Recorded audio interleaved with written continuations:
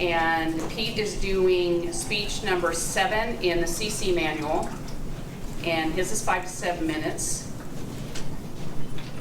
And Pete has unintentionally continued the TGIF series on bodily functions. We said last week we were going to stop, but Pete does not do a good job of listening. So Pete is presenting speech number 7 from the CC manual research. Please join me in welcoming Pete.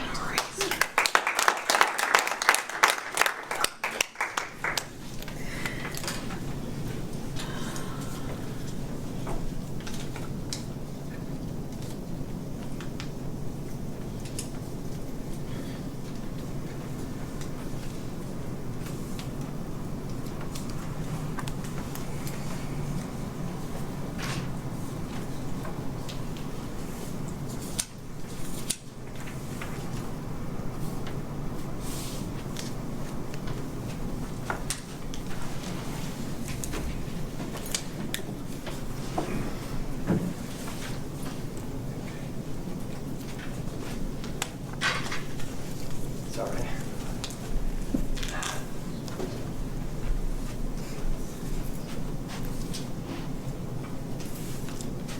Two guys walk into a bar, grab a beer. And they're down in Australia, and while they're having their beer in this pub on the beach, they're talking about some of the trends in fashion and style and culture that have occurred over the past few years and what is missing from what they remember in years past. And one of them says, "Whatever happened to the mustache?" You remember the mustache from the 1970s? Burt Reynolds was like thick as a caterpillar on his lip. Freddie Mercury had a big, huge mustache. And these two gentlemen said, the mustache has really gone away. One says to the other, "Let's bring it back." So they started a campaign in Australia to raise funds for cancer research by growing a mustache. So if you wanted to grow a mustache, you paid $10 into a pot, and they raised money for cancer research. In the first year, in 2003, they got 450 people to do this mustache challenge and raised $54,000. I'm going to talk today about the Movember Foundation and how it made awareness, or how it grew to create awareness about men's health, particularly prostate cancer. So I said it was started by two guys in a bar in Australia in 2003.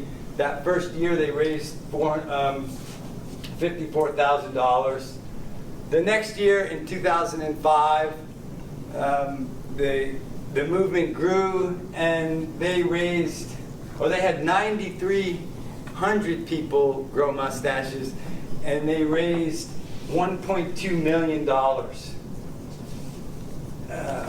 In 2006, they formally or officially formed the Movember Foundation. So this is a foundation that was it's a 501c3 non-for-profit organization that was formed to raise awareness for men's health.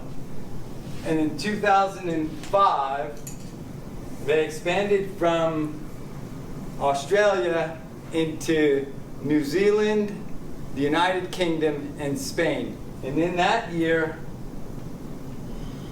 56,000 Mo-Bros raised $9.3 million. In 2007, the organization spread internationally. At that time, it was in Australia, New Zealand, United Kingdom, Spain, the United States, and Canada.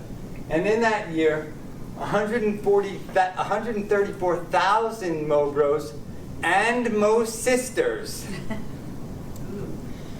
raised $21 million. Now the women did not grow mustaches, but they gave up shaving their legs or armpits during the month of November. In the cause of awareness to men's health. And so that was 2007. Now, the Movember Foundation is in 21 countries, and to date have raised over $700 million and have funded over 1,000 men's health programs.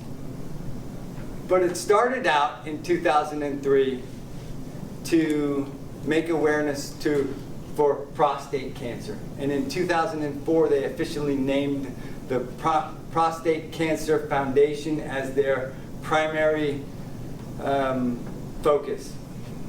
So what I'm going to do today then, I'm going to talk specifically to the men, because I'm going to talk about prostate cancer, what it is, how to recognize it, and what to do if you're diagnosed with it. So that's where, who, how, when, what, and why. Where's your prostate?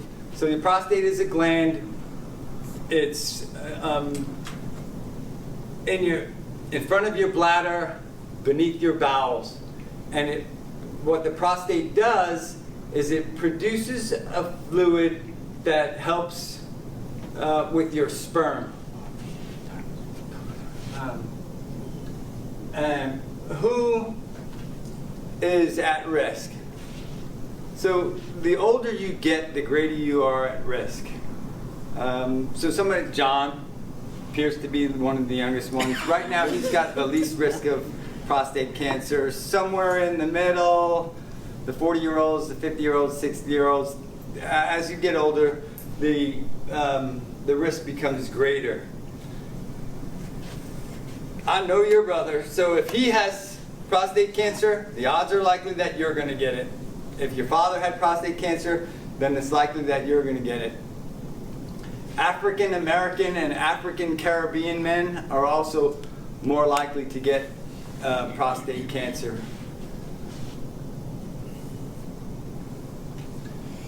How do we know that we have it, or how do we know that we should get checked for it? So really the only way to know that you have it is through from an examination. But if you have frequent urination, which is more than 4 to 7 times a day, if you have difficulty starting or stopping urinating, then that's a sign of, potentially a sign of prostate cancer. If you have pain when you're urinating, that's a sign of prostate cancer. If you have difficulty having an erection, that's a sign of prostate cancer.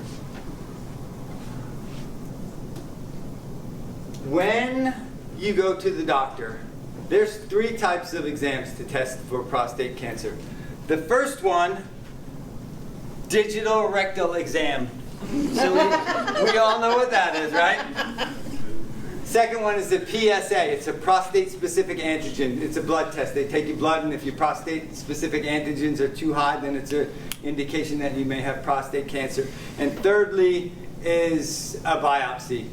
If you have failed one of the first 2, the digital rectal exam or the PSA exam, then they're going to likely ask you to have a biopsy.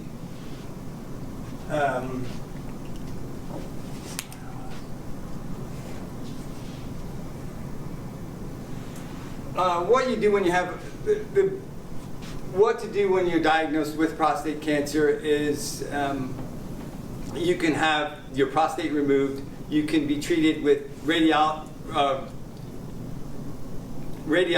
chemotherapy, but prostate cancer is a very slow-growing disease, so it's likely that you can have cancer cells and not have any necessary treatment other than monitoring.